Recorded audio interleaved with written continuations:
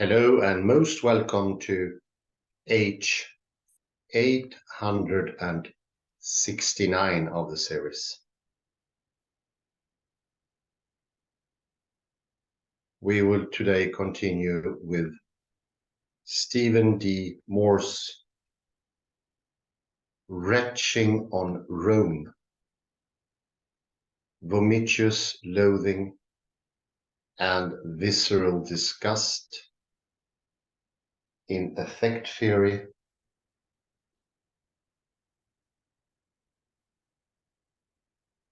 and the Apocalypse of John.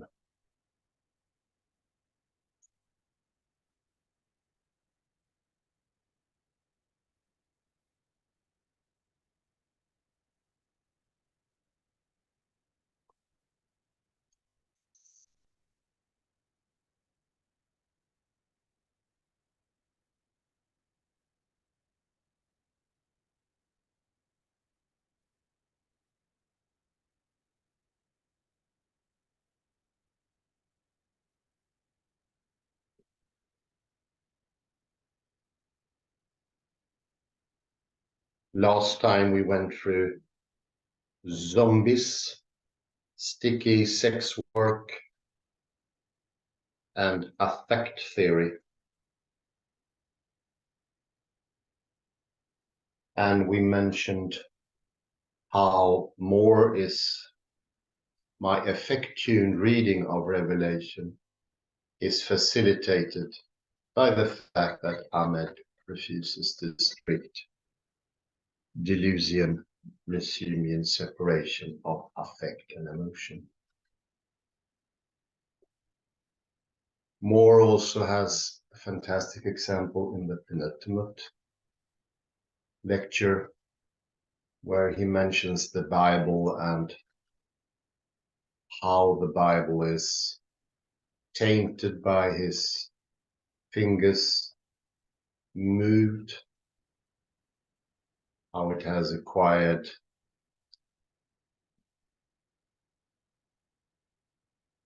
notes, scribbles, and other things through the time to make it a part of his action, a part of his doing.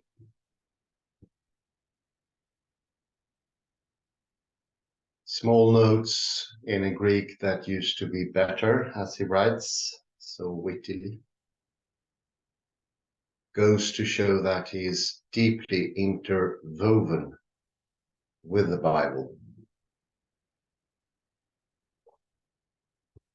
This is the entering, can be compared to the entering of the Klein bottle.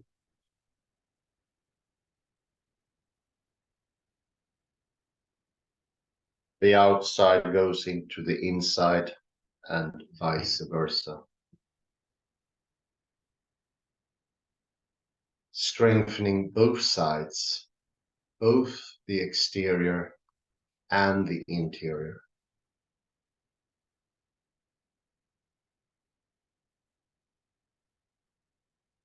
And do note, this is active. It is an action. You do these things. There is a motion from the inside to the outside in the Klein bottle.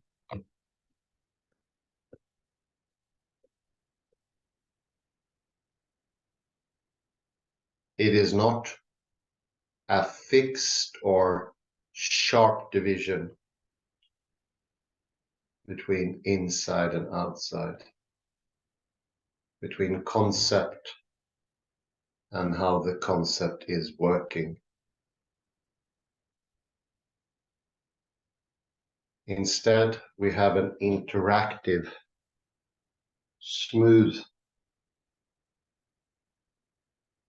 coming of the inside into the outside and vice versa.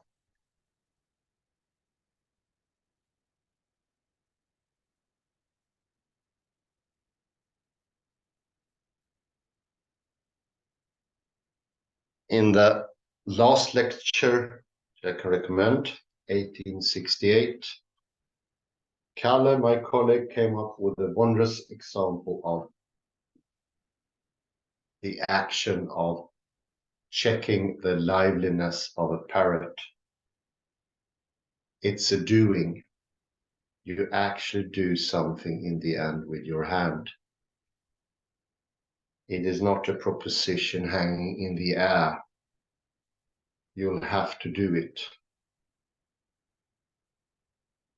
Sometimes, of course, we have abnormal or not so common ways of deciding if something is dead or not deciding.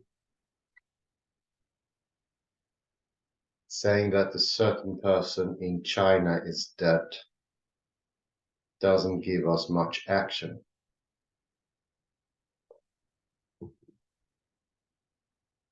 But that at heart is not always the case. These are exceptions and should not be used for a sort of criterion or a non-criterion. That would be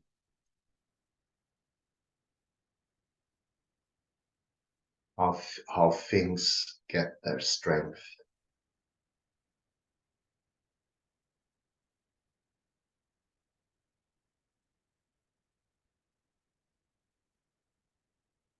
We will now continue where we left off at 1866, 3 days ago. And we were just coming up with a quote from Kings.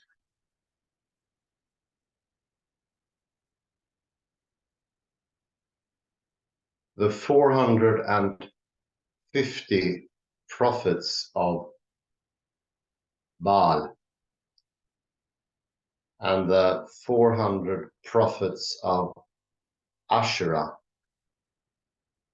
who eat at Jezebel's table have not only impressed upon the surface of the object, but reshaped the object entirely.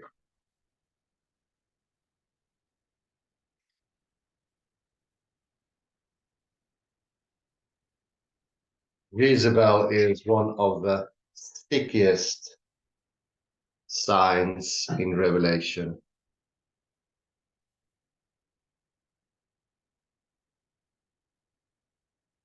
And what Ahmed has said, has to say about how stickiness becomes disgusting perfectly fits her or it.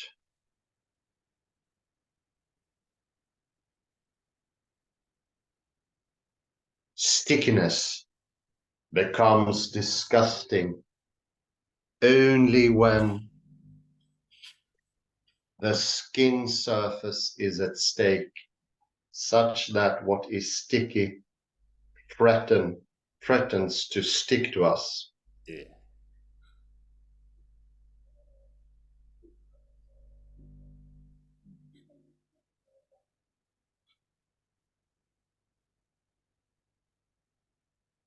In other words, Jezebel is a figure of contamination. She puts filthy, defiling flesh in her body, and the practice is contagious.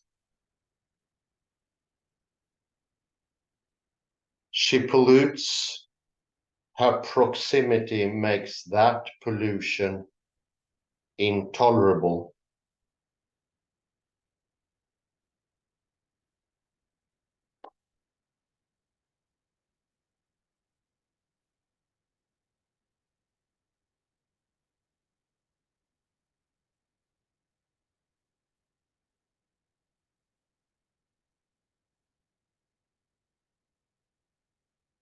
Jezebel, figures of hate.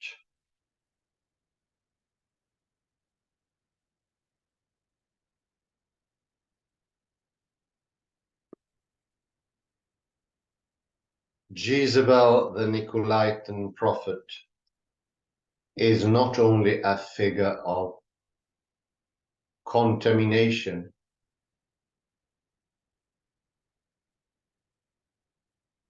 she is also a figure of hate.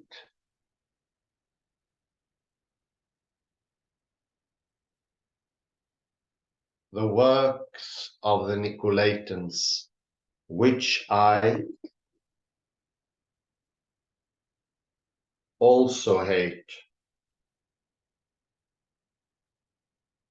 as is the whore.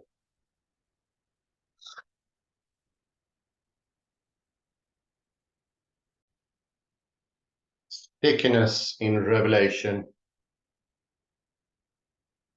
is not merely a matter of how individual characters apprehended in isolation are saturated with accumulated affect.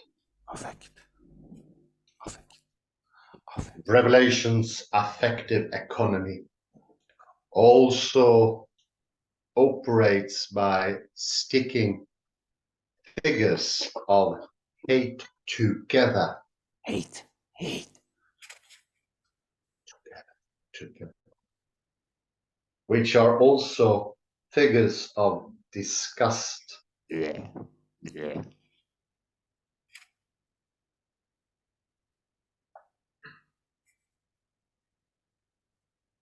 This is the answer Ahmed enables to the question I quoted from Castor at the outset of this article. How does the interaction of certain emotions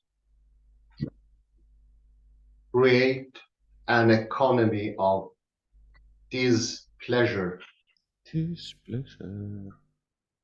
that causes negative feelings to circulate in constructive ways? Yes, I did it.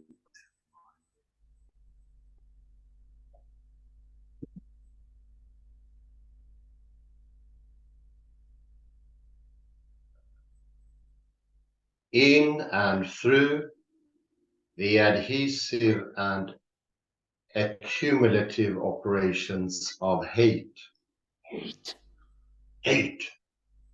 Jezebel is actively stuck to the whore, while, while the whore in turn is actively stuck to the beast, and so on. More precisely, the lesser whore Jezebel shares a sex-slimed bed with the great whore Babylon.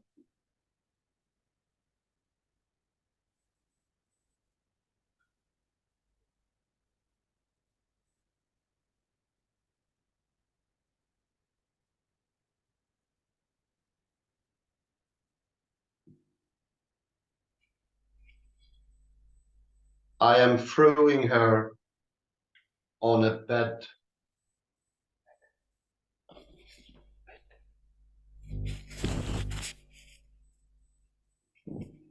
The whore is physically intimate with the beast. Her thighs wrapped around it. She is destined to be incorporated into the beast, to take the long twisting trail from its mouth to its Anus. Anus. Bleh. Bleh.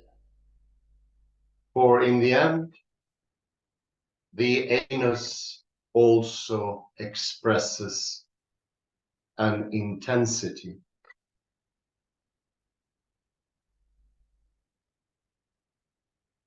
This monstrous sea beast is aligned with a monstrous land beast,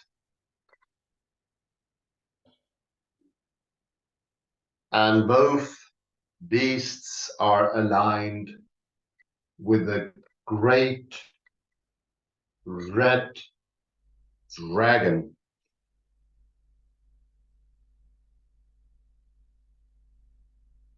Itself a hyperbolic figure of loathing.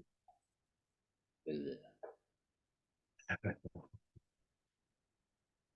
That ancient serpent, who is called the devil and Satan, the deceiver of the whole world.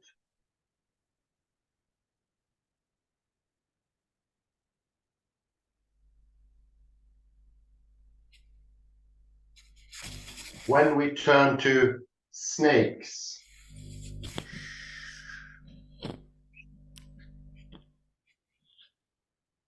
here the associated disgust seems to be still more intermixed with anxiety.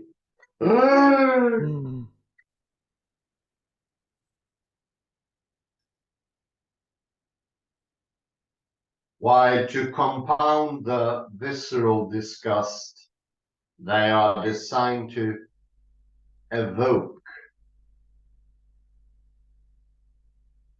all three figures emit from their mouths foul spirits like frogs.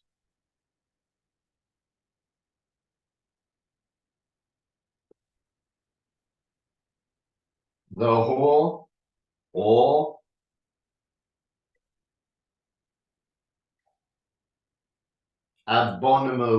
abominable woman, mutates into a no less abominable city, and so on.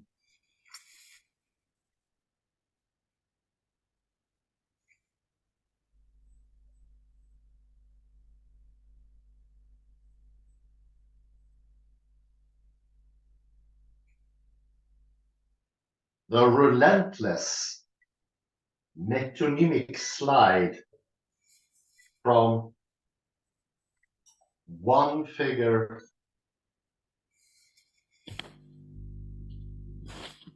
of hate to the next constructs a relationship of resemblance between them.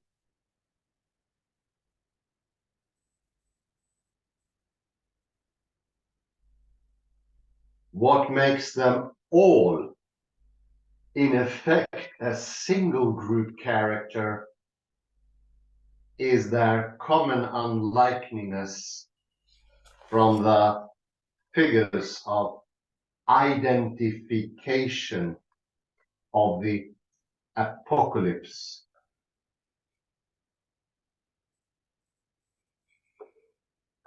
Similarly stuck together in its viscous affective economy.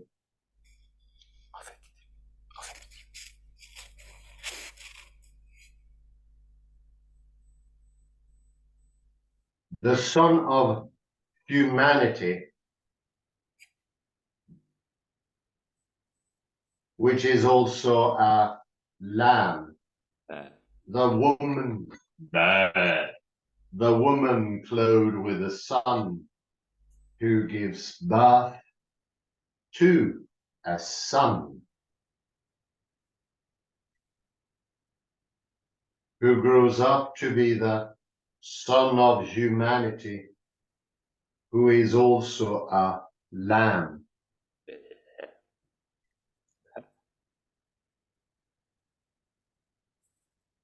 The 144,000 male virgins who are led by the Lamb to the slaughter. Order. Taught.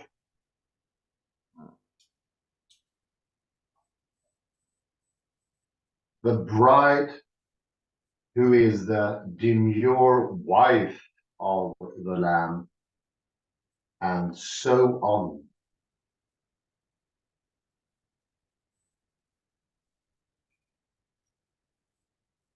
Affects sticky work in the apocalypse is that of separating its characters into bodies that should be loved and that must be hated.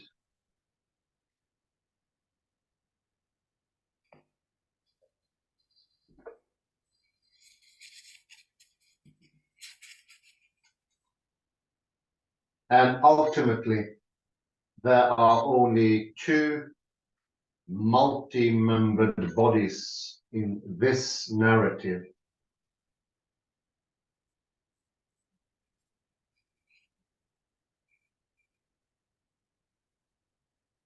A good body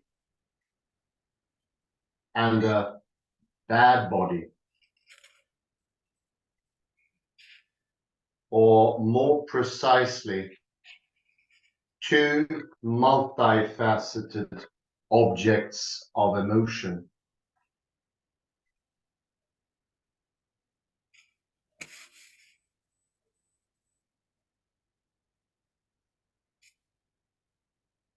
Abject objects. Object. Yeah. If the apocalypse, stripped to its affective essentials, reduces to two character groups and two primary emotions, its plot also reduces to a simple movement.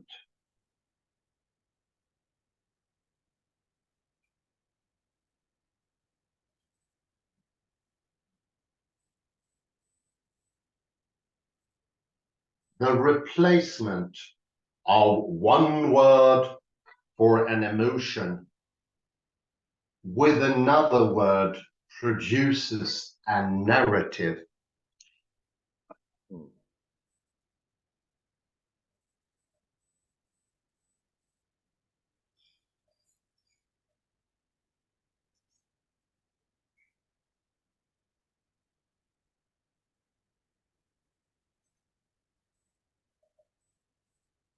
Revelations narrative, or more accurately, its plot, is produced through the successive displacement of one intense emotional state by another.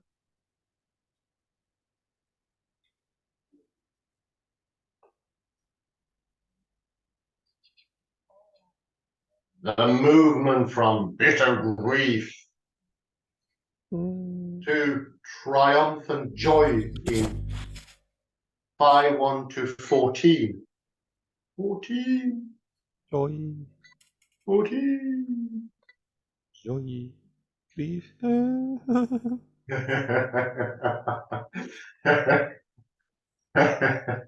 Or from maternal anguish to diabolic rage in 123 to 17. No, 12, 1 to 17. Or from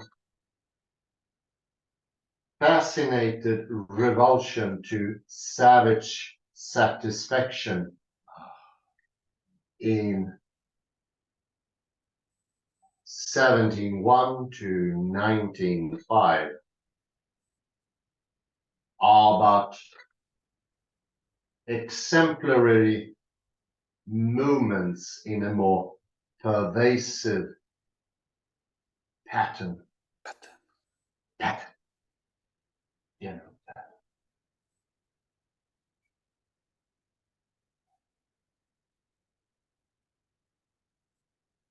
But the movement of emotion in Revelation is not simply linear.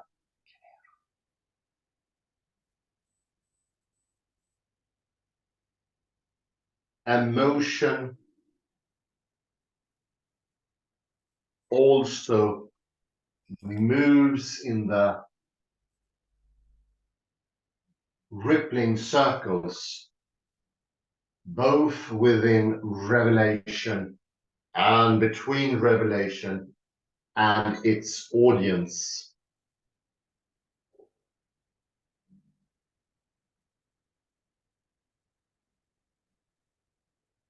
The woman Babylon emblematizes the circulation of emotion in and around the apocalypse.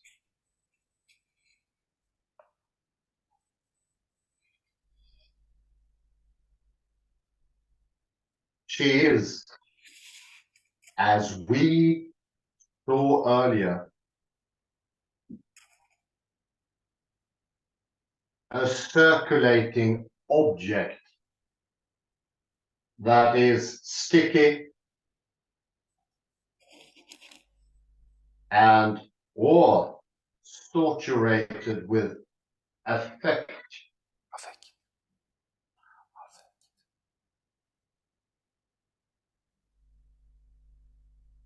In this regard,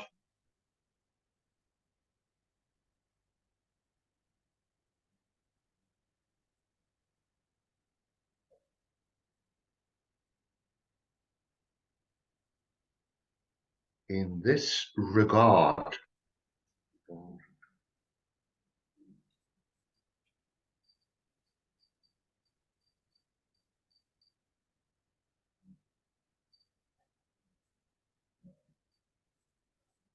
in this regard, regard. I think that's a good place to go for summaries, actually 22. In this regard, could you please point it out, Kalle? Yes. And I read the whole sentence. In this regard, however, the woman Babylon is but the quintessential prostitute. As the text indeed indicates, Babylon, the great mother of whores. 1519.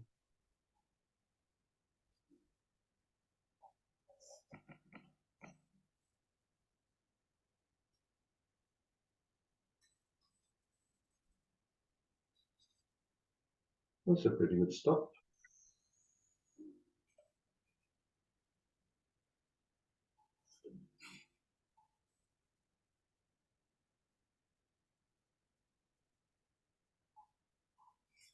We saw a lot of interesting comments here that talks about stickiness, re-entering, how I would say the outside is coming to the inside. Acquiring of the outsideness and the acquiring also, I would say, of meaning. because these are meaningful words, meaningful sentences.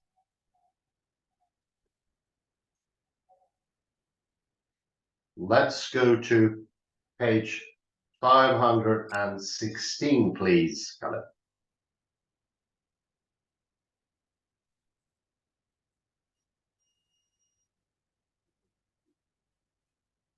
Mid of the penultimate paragraph, we find what Ahmed, I'm going to start mid-sentence, and what Ahmed has to say about how stickiness becomes disgusting perfectly fits her or it. Stickiness becomes disgusting only when the skin surface is at stake, such that what is sticky threatens to stick to us. We interact with it, we come close to it.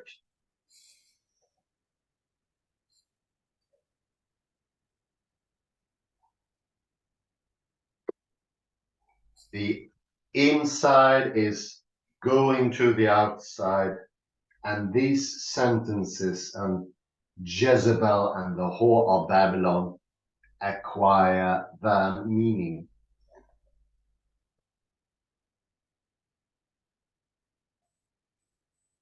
But 517, since there are rather long sentences here, I would this time read the whole one, because it's more apt. The fourth line, Revelation's affective economy also operates by sticking figures of hate together, which are also figures of disgust. Economy is a special term coming from Deleuze, also used by Guattari. It means like an organic system of meaning. It could be, in this case, emotion, affection. It's like the circle of happenings where everything enters, which they are both created and upheld.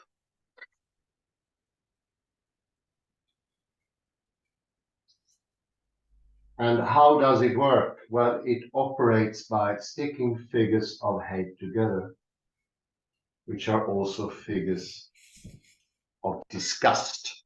Disgust, yuck. So disgust is in interacting in this circle, in this economy. And the figures, what they materialize, there are metonyms, very powerful ones, get their foundation, if you like, but this is not really essentialist foundation. But when they participate in the system, they come to be. This is how to be in existence, so to speak, in an active, interactive, participatory relation, unquote.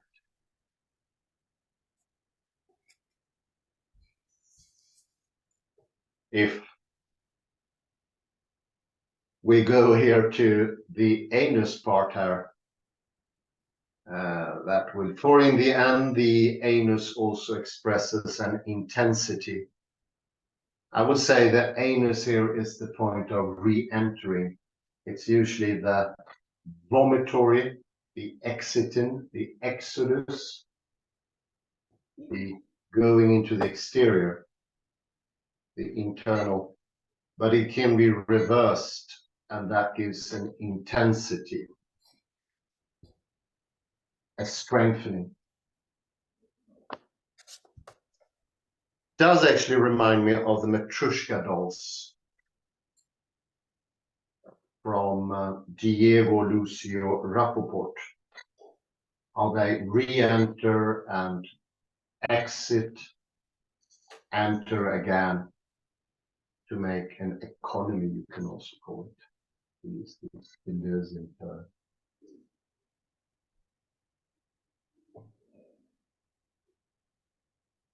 Go to the next page if you may.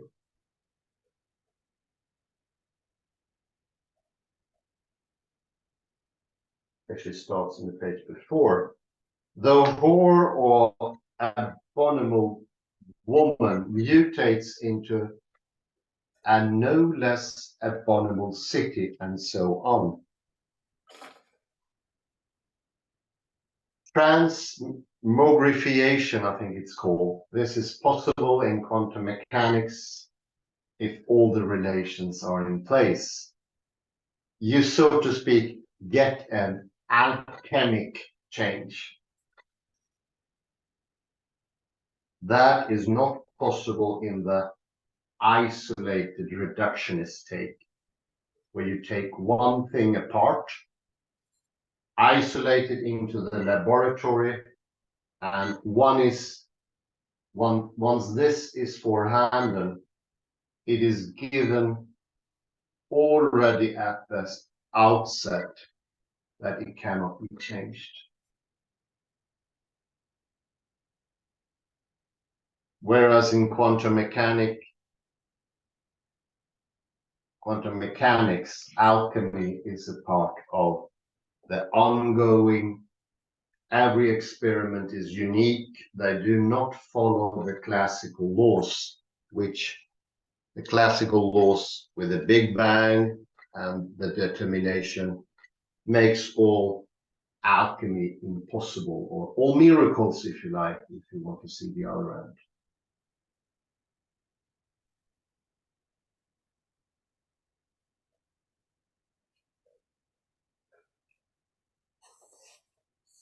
We go to the next paragraph. We have abject objects. Dear.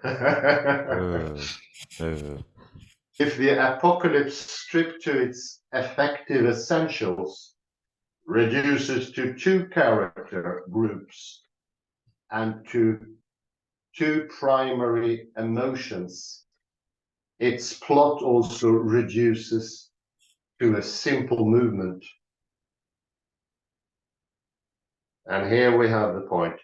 The replacement of one word for an emotion with another word produces a narrative. And there we have it. The replacement, the connection between the emotion and the word for it.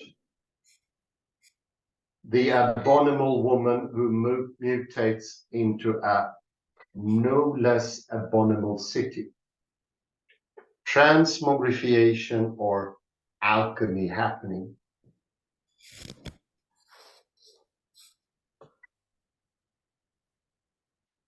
And in this last sentence, it is this ongoing replacement of one word for an emotion with another word, and that is then replaced with another emotion. It goes inside, it goes outside. Anus is mentioned, but the mouth should also be there. Remember how the scroll was eaten, taken in by the mouth to make it not solely exterior, but also interior.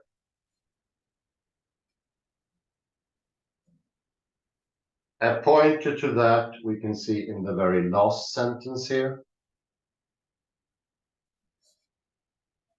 But the movement of emotion in Revelation is not simply linear. Emotion can continue the next page. Also moves in rippling circles within Revelation and between Revelation and its audience. We are also entering. We are not passive observers.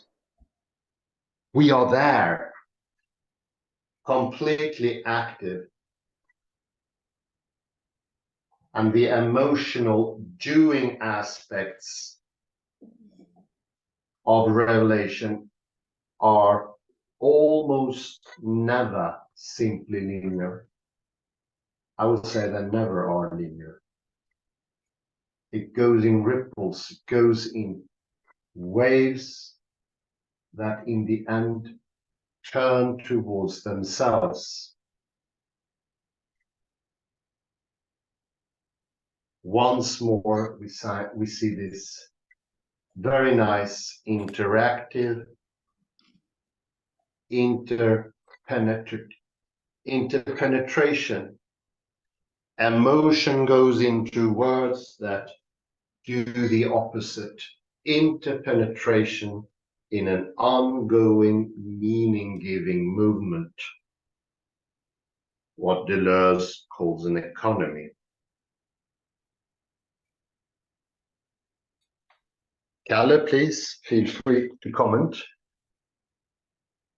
Yes.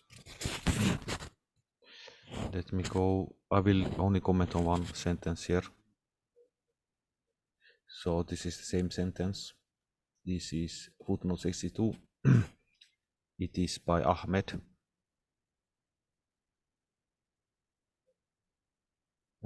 So you could interpret it in different ways, this sentence by Ahmed. The replacement of one word for an emotion with another word. Yeah. You could also translate, he could mean with another word of emotion. But it could also mean that emotion in itself is not so important. If you think about the dichotomy emotion and reason. Yeah. But I don't think Ahmed means that, since he's actually for emotion. But let's presume, for the sake of argument, that he actually mean that emotion is not important. Because when you do summaries of a book, of a narrative, you usually leave out emotion because misonetics is not important. Oh yeah, indeed, yeah, definitely. So that's easy. That reminds me of something that we went through with the paper by Moise. Let me show you. Oh yeah, Moise, yeah, I remember now. Moise. Let me see at the beginning of this paper if I can open it. It's opening.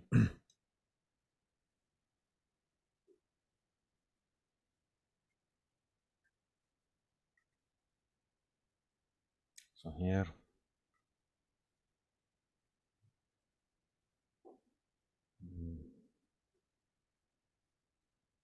I think it was here. So this was the last paper we went through. Here, at the very beginning. Here. It is though John had adopted the familiar synagogue practice of perpetual kesip care, whereby a word or phrase that appears in the traditional text is read as another word or phrase. So wherever the tradition is lion, read lamb. Oh yeah, very good. Yeah, I see. So it's a kind of replacement. Yeah, definitely. Good one, that. Yeah, so Lamb for lion, lion for lamb. indeed. So, but I think it's easy to fall into that trap. In this case, it would be like in the dichotomy of emotional reason. Or when you do a summary of a plot, it's easy to leave out emotion.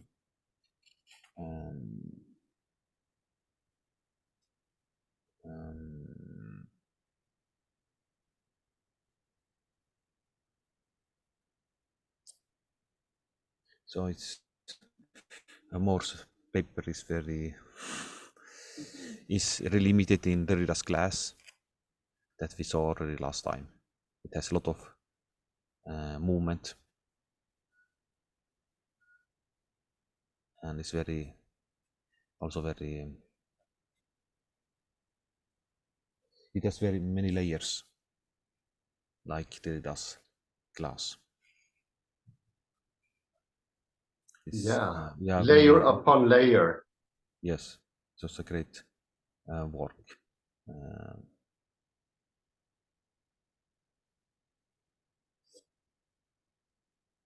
As we saw last time, I loved how he played on these different words for disgust. Yeah, I like that one. Yeah. It's what really does in glass. In linguistics, you say that onomatopoeics are not really important. They are only parasitic to the language. Yeah, that's what they say, don't they? and to in line with this is also in the category with emotion. Emotion is a little bit parasitic to the language, as Saussure would say, perhaps, and others. Yeah, I can also say emotion is parasitic on rationality or something like that. I think more does a great work in eliminating this dichotomy. Yeah, definitely. But let's end there if you want to say some concluding words, Hans. I felt the text was very interesting, and thank you very much for your comments there. Definitely, either you can call lion the rationality or the lamb emotion, or vice versa. The most important is the replacement. The movement is more important in Indeed, this or the seeing, as Wittgenstein does with his rabbit and duck. Yeah, and as you, sorry to take up that great example you with the parrot, is the actual hitting the parrot to the desk. It doesn't prove that's, but it is rather the action. So if you make a sharp separation of emotion and rationality, you will lose out on the action. That's the problematic. You will lose both rationality and emotion. Not all, you will not be able to keep rationality, as is the idea of the logocentric take. No, you would lose rationality as well. And we went into that with Bernard and Francois Jacob and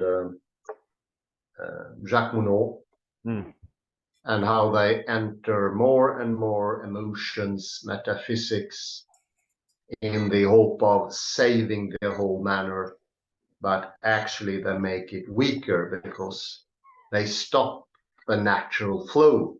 And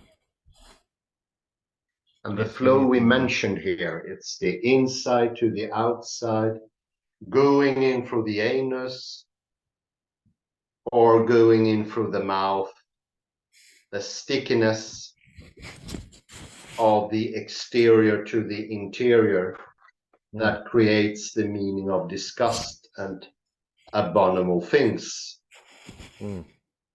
So the movement is coming back, and I feel it myself.